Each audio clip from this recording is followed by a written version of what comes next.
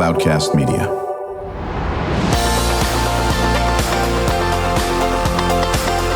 Drew Schlosberg Spotlight on the Community Show, amplifying the voices of social impact organizations, entrepreneurs, local nonprofits, and other community champions who shape the culture, creativity, and connectivity of San Diego.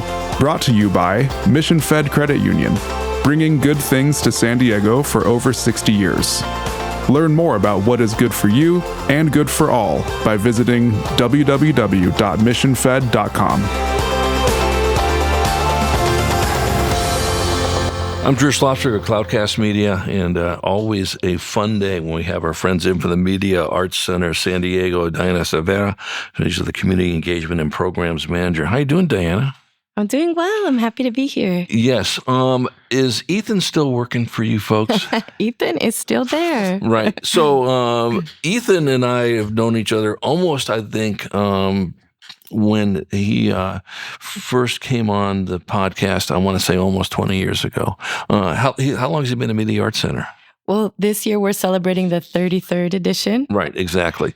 And so, and always when you come in, we talk about all the 4 billion things they do, Jacob, but certainly the San Diego Latino Film Festival is one of them. But Jacob's got a question for you as well. And I know Allison Robledo will also have some questions as we get through for the interview. Go ahead. Yeah, for those that don't know what you do, just talk to me more about the mission of your organization, what it drives, and kind of the story you tell. Yeah, so Media Arts Center started 33 years ago, actually, as Cine Estudiantil, which was the first iteration of the San Diego Latino Film Festival. And after that, Ethan and his co-conspirators, founded a nonprofit to house what we now know as the Media Arts Center, which is like the house where San Diego Latino Film Festival lives. And we provide a number of different services, such as media literacy, education to youth, specifically working with youth, part of the juvenile court and community schools and like South Bay communities throughout San Diego. I'm glad you brought up the JCC schools. We work very, very closely under the Classroom of the Future Foundation with the County Office of Education, and our longtime friend used to be the superintendent of the Bonsall Unified School District is now in charge of this, Joseph Clevenger. I'm not sure if you know Joseph at all. I'll make an introduction with him. He's in charge now at the County Office of Education. So talk about how you work with those underrepresented organizations and populations. So I lead the festival part, but we have an amazing education team that teaches cinema, teaches filmmaking, teaches content creation for youth that maybe otherwise wouldn't be exposed to these tools. So we'll have like summer camps, teen producers camps, and it's really sort of a pipeline, right? If the San Diego Latino Film Festival exists to elevate underrepresented voices, like as educators, as kind of like community workers, how can we create a pipeline across all our programs, including the festival and having youth involved? Right. And so, Allison, have you ever been to the film festival? I have not, but I know that SDSU has a Spanish and Portuguese film festival. So I am the vice president of the Spanish Language Society, so this ties in really well. So I think that having that connection to the culture is really beautiful. Right. So you might have to make... And when is the film festival? It's coming up very soon, March 18th through 22nd. And it'll be happening at AMC Mission Valley and at our own cinema, the Digital Gym Cinema in downtown at UCSD Park and Market. Right. So is it all on the website of what time these are playing? And usually don't you have some of the stars show up as well? Yes, we do. So we are just a few days away from publishing the full schedule. Okay. Right now we have all of our shorts programs live. So tickets are available. So we have over 95 shorts that we accepted, and they're kind of organized across these short blocks. So super exciting. We're ready to welcome them. But yeah, one person we're really excited to welcome that I can share about is Mr. Luis Valdez, who there was a documentary made about him this year that won 2 awards at Sundance, American Pachuco, The Legend of Luis Valdez. And so we've selected him as our tribute artist for this year. Now, and again, once that's up on the website, you'll see when you can meet them and all that business. Yeah. Yes. Yeah. What I've always been impressed with the film festival is that literally from the day you finish, like on March 22nd, probably on March 23rd, you're already looking at the next iteration of it. Not quite. But how long is the process to cull down the films, and how many films do you have to review before you settle on the ones that are going to be shown this year? Yeah, so it is really arduous work. It's beautiful work because we get to see cinema from all around Latin America. This year, we received over 500 submissions, from folks in Latin America, from folks living in diaspora that have like Latino stories to tell that are coming from Spain, Barcelona. And so we work with an amazing group of different committees that help us to review the film. So that's composed of folks that reflect the community. So it's a mix of scholars, students, activists, just like average community folks that like film to help us kind of go through all these selections and give their insights and their perspectives. Now, do you have a theme each year or not really? So I do believe I'm super new to the team. This is my first year. You're a pro. You're a pro. However, I think each year there is an overarching theme, and this year specifically, I don't know if folks listening got to check out our winning poster design, which is Friday night family movie night, and so sort of the overall theme this year is to celebrate the ability to gather, the ability to come together in family, specifically within the political climate that we're living in. It's almost like those spaces are sacred. So something as mundane as watching a movie with your family is sort of under threat. And I think the way that the artist depicted this was a very beautifully and silently like subversive way to honor that and to elevate that as our theme. Well, if I can say so myself, Deanna, and I'd love to have Allison and Jacob's perspective on it. The only way you're going to combat some of the nonsense that's going on in this country, and it is, I'm being very kind, to be honest with you, when I call it nonsense, that's not the term I use when I'm with my friends, to be honest with you, is to sit there and say, no, this is how our country was formed. It was to be inclusive. Everybody has an opportunity to succeed and thrive, and be relentless. And be relentless and unforgiving in anybody who wants to get in the way of that. So that's my 2 cents, and I'll take change back on this. Allison, what's your thoughts on that? I think that it's really important to show up for our community. San Diego is a very large community that has a lot of Spanish speakers, and I think that we should do our best to support the arts in any sort of way in that culture. But yeah, just showing up. Yeah, exactly. How about Jacob? What do you think about this? Yeah, I think San Diego is such a diverse community. So many different perspectives, so many different people, right? And we talked about so many Spanish speakers. So I think it's so important to highlight such a big part of the community. It is the community. That's just that simple. And I think to not highlight it is ignorance, which we need a lot less of. So I absolutely see such a beautiful vision, and I think it's such a really good form of art too. So I'm super excited. Well, and I think, about this, we've talked about this all the time. I know you're only in 1 year, and Ethan would probably go back and look at the 4 million interviews I did with him, because we'd always bring this up because, the passion that you have with working with, the kids in the K-12 situation, or working with folks like Allison and Jacob in the college. Listen, filmmaking, very much like podcasting, it's storytelling. And, there's many stories to tell and many stories that need to be out there in this area. And so maybe, Dan, you can talk a little bit about how you work with the schools and really encourage, them to either become filmmakers or some aspects of the film, whether they're writing or they're directing or they're building or whatever the case may be. Talk about that. Yeah, absolutely. I think something that the organization really tries to push forward is the concept and the idea of media literacy. And if we think about the ways that youth are constantly consuming on our phones, on television, and it's sort of just like, it doesn't mean that we're media literate, right? That we're being critical thinkers, that we're sort of observing the world around us through a lens that is critical. So we really try to teach that across all the programs.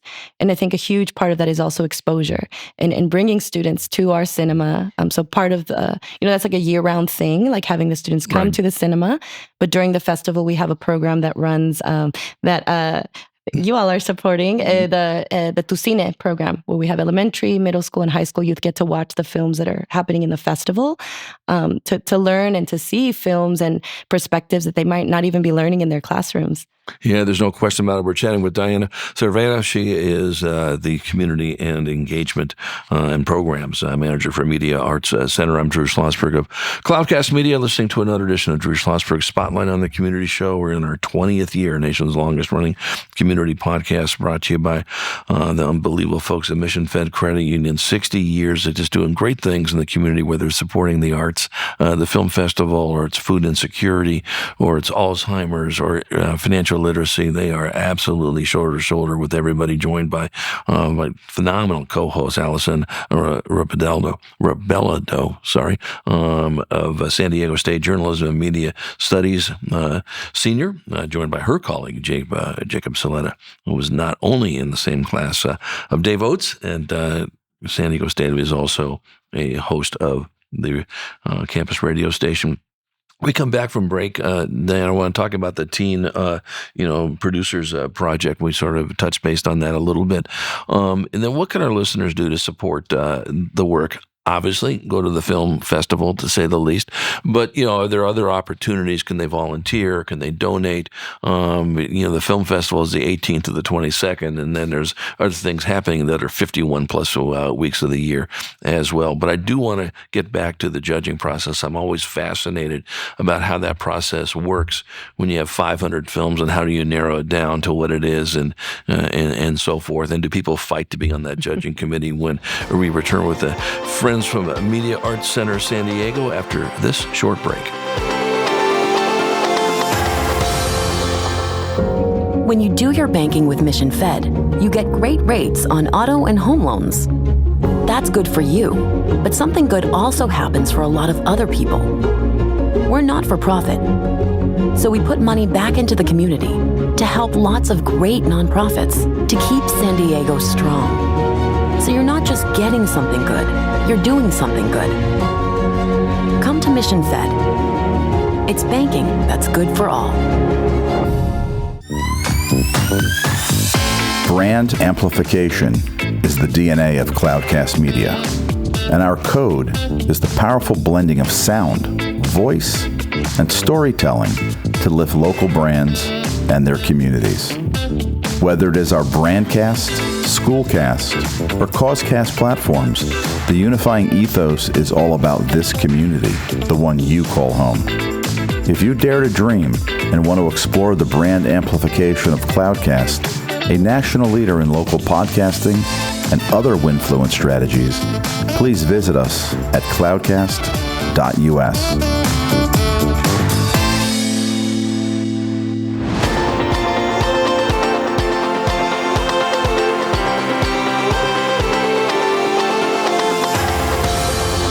I'm Drew Schlosberg of Cloudcast Media, listening to another edition of Drew Schlosberg Spotlight on the Community Show.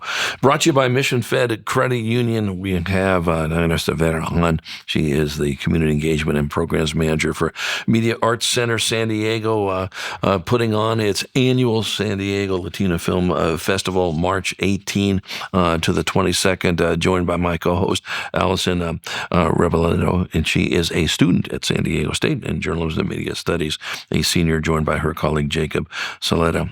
He is also in the same program that Allison is, but is also a host of the campus radio station on this. So, Allison, other questions do you have for Diana at all? Like, how do you get involved? Oh, yeah. I would love to know how we can get involved. I know that my members of the Spanish Language Society would definitely be interested in going to the film festival. So how do you think we could show up in the best way possible? Yeah, thank you. Well, we definitely always need volunteers. As you know, we'll be having talent and guests from all over Latin America. So I think folks that speak Spanish are always nice to have around. I'm in the belief and always wanting to encourage community members to speak in the language that is most comfortable for them. So having folks that want to support with just guiding some of our guests around that have never been to San Diego, some of them have never been to California, but also kind of just showing up in groups, helping us spread the word, getting folks excited about about the films that are going to show. And yeah, I think those are like the two biggest ways. Definitely, we're always accepting volunteers. So if folks are interested in just helping us get everything prepped for the actual festival, we welcome extra hands. Yeah, we would love to partner with you. I'll connect with you. Yeah, that sounds terrific. Jacob, question for Diana. Yeah, absolutely. We talked about volunteers. We talked about the youth. So I was just curious about the Teen Producers Project and then a little bit more about your digital gym. Yeah. So I'll start with the digital gym. So the digital gym is one of the last art house cinemas in San Diego. Awesome. And so year round, the cinema plays films from all over the world, sort of bringing to our audiences kind of like the newest works in cinema. So there's always this constant programming and exposure to these types of films that are not playing in the mainstream. And so there's a through line with the work we do with youth because they get to come see those films. They're also learning about creating films, producing films, and sort of all the elements of content creation, but also we really want to train them, as I mentioned before, to be critical thinkers. So it's kind of like in the learning phase, and then they go get to see work from all around the world, really, and kind of that, I think, nurtures and grows their ideas and their psyche around like creativity. So cool.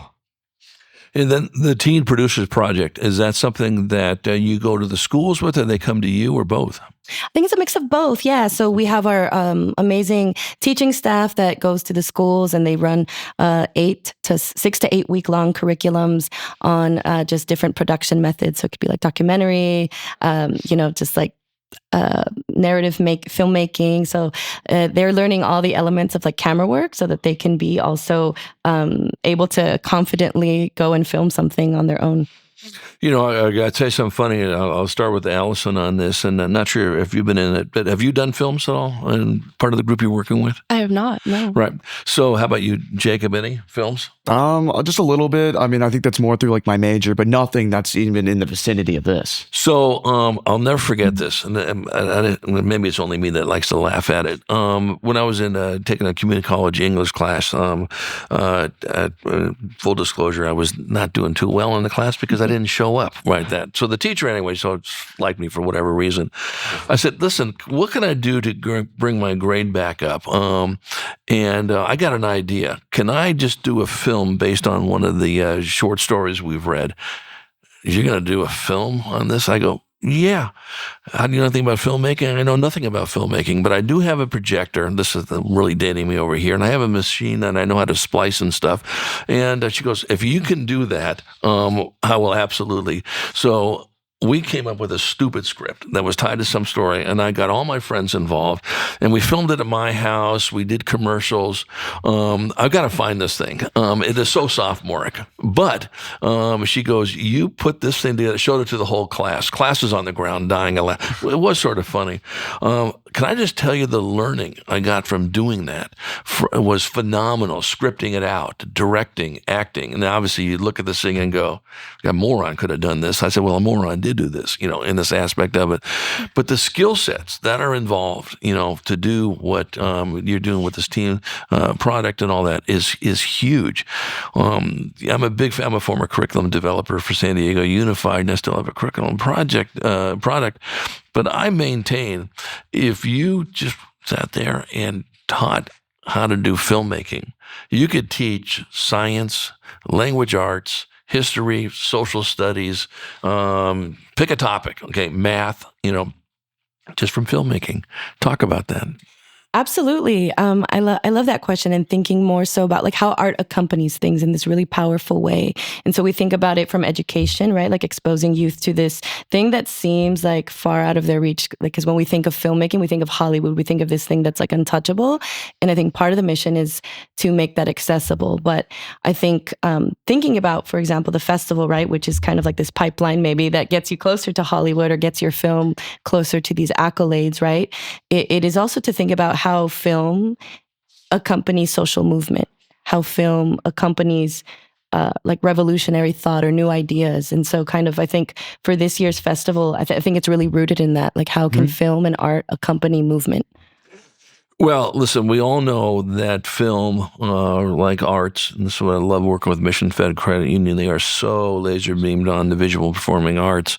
Those things are equalizers. Those things unify. Those things collaborate. Those things bring people together in this world that we just talked about earlier, that is so separate on this. Because everybody in the language of music, the feeling of music, the feeling of art, the feeling of dance, the feeling of writing and all that business is huge, because people can actually relate to that aspect of it. Before Jacob asks a question here, I want to get back to the judging. How many judges do you have that will look at 500 different films? So we set up a series of different committees, and so it's like one kind of really big general committee that's made up of amazing people. Like I mentioned before, it's like scholars, professors, Latin American studies scholars, students at community college, filmmakers, etc., that help us review so that we have enough eyes, multiple eyes on each entry. And then we have programmers that lead sort of the different tracks, the different showcases. So we have like the comedy, we have the Chicano program. This year we have a shorts block dedicated to Puerto Rico. And so those folks help us sift through so that we really give each entry like the honor and respect it deserves for what you just mentioned. Even for a 5-minute film, how many hours of labor, of thought, of creativity does that take? So it's sort of several filters that go through, and then based on the ratings, we kind of have like a final number that kind of is the final kind of pool that we select through. But there are, it's definitely not a solo job. It's definitely a lot of folks. Yeah, there are some debating, some back and forths of kind of like, why this film? Why not that film? So a lot of thought goes into it. So if Allison wanted to be on the judging committee for next year's, with her background, would that work? Yeah, absolutely. So I think especially for that kind of like pretty big general committee. It's a commitment. I mean, it's across months, but it's about like 10 to 15. We have one member that watched 55 films. Wow. This woman who's been doing the review committee for like 14 years. And so that is just like also something we appreciate so much, because it's like you get to be part of this larger thing. And so when you see the film that you chose or that you voted get selected, there's something there. I think even if you think, I was part of this huge committee, but like it's so helpful. I think I just transmit like so much appreciation to everyone that signs up for that. So you're welcome next year. No, there. See, once again, I've created more work for Allison, and she probably won't come back on the show on that. Jacob, I know you have a question for Diane. Yeah, absolutely. I can hear the passion in your voice, and as someone that's been with the organization for nearly a year now, I'm just curious about what story makes you feel the most proud within your organization. Just brings you pride and really just exerts the passion that I can hear in your voice. Yeah, well, I think it comes probably from a personal place. I think like a quick anecdote for me, and I think this year specifically, being a first-time like programmer with the Latino Film Festival, is my journey as an artist going to UCSD and wanting to be an actress and walking into a classroom where I was the only Latina, the only Chicana, and that was the first moment that I understood that maybe there's something missing, right, from this larger narrative. And I had the honor of meeting mentors later, because I ended up not majoring in theater because of that culture clash that I experienced. But I met mentors that introduced me to Chicano theater. And so I think I'm really passionate, especially this year, because it feels like a full circle moment, getting to have Luis Valdez as our tribute artist. And that was one of the first plays I was in. And so it's kind of like this full circle moment of understanding that this fight for representation is still ongoing, right? Yes. From walking into that classroom, knowing what that felt like, to now helping to produce a festival with an amazing team. I think that's what I'm most proud of, walking into a space where I can see that passion reflected back onto me from the folks that have been there for 10 years. So it feels, beautiful to join that and to support that effort. So you said all the films will be up in the next day or so up on the website? Yes, in the next few days, we will publish the schedule, the tickets. So thank you for your patience. As you know, it's a small but mighty team, but we're almost there. So do they go to the Media Arts Center website pretty much pick it up? We have the SD Latino Film website, and that's where you can see the new website with the branding from our poster artist. So the new look is up and live, but the shorts tickets are available, and the short blocks are published, so you can come support those already. Yeah, well, listen, we love shouting out the San Diego Latino Film Festival. Kudos to our good friend and colleague Catalina Duarte for bringing it to us. Mission Fed, to tell you, they're just top shelf in so many different areas. Is Catalina on the judging committee? Catalina. Duarte. Oh, no, she's not. But Okay. next year, Catalina. Yeah, she's going to go giving me the even line out there. Don't recommend me for any judging on this over here. But I know Allison will be on that as well. Maybe even Jacob. You'll find a spot for absolutely. for Jacob as well. Well, Diana Cervera, Cervera, I would just really appreciate, will you say hi to Ethan for me? Media Arts Center San Diego has been doing so many great things for your, 33 plus years? Is that about right? 33 years, yes. Not just with the film festival, but everything else you do. You uplift communities, you uplift individuals. I love the fact that you're working with groups in the JCCS, journalism, the juvenile court system, and those that are underrepresented that certainly need to be represented as well. Allison Reboletta, what a wonderful job. How'd you enjoy your co-hosting? You didn't even know I was going to put you on the air, did you? No, this was great. I feel warmed up. I feel really excited to be here, especially just talking about the film festival. I think that this was a great opportunity for me to learn. Very good. Well, we're going to have you at your convenience if you come back on and do some co-hosting like Jacob did as well. Yeah. Well, Jacob, 6 for 6. No surprise. When you came down and wanted to chat with me after class on this, you can see the enthusiasm, the hip to your hop on it. Plus, you were good friends with our phenomenal producer and co-host, Ian Solomon, who's going to be taking over for a little bit with Brandon Joe, and just want to give a shout out to Brandon. He's our senior producer of Cloudcast Media shows. Brandon came on as a guest. I want to say February of 2024, and the next thing you know, he's hitting it. He's just doing phenomenal work on this. Charles Parisi, my business partner and the founder of CEO of Cloudcast Media, said, "There's a star in the making," and literally. Brandon has been on a absolutely, a rocket ship doing this. So I want to personally thank Brandon for all the great work you've done with Spotlight and everything in between. He's going to be doing some studying out in China for the next 6 months. And in the interim, Ian is going to be taking over very capably already, doing some great stuff. Brandon will be coming back to us. We know we're going to have Jacob as well. But to Brandon, a heartfelt thank you for everything you have done. We're just honored, and we do expect that you're going to find out from the China government if we're allowed to broadcast from China over there, so you don't get thrown into Tiananmen Square or something like that. But we will absolutely we want to follow you. And again, thank you so much for everything you have done. Diana, wishing you nothing but great success. Jacob, a great job, 6 for 6. You batted 1,000 on into our audience. We hope you enjoyed the interview. You've been listening to an episode of Drew Schlosberg's Spotlight on the Community Show, amplifying the voices of social impact organizations, entrepreneurs, local nonprofits, and other community champions who shape the culture, creativity, and connectivity of San Diego community. Brought to you by Mission Fed Credit Union, bringing good things to San Diego for over 60 years. Learn more about what is good for you and good for all by visiting www.missionfed.com.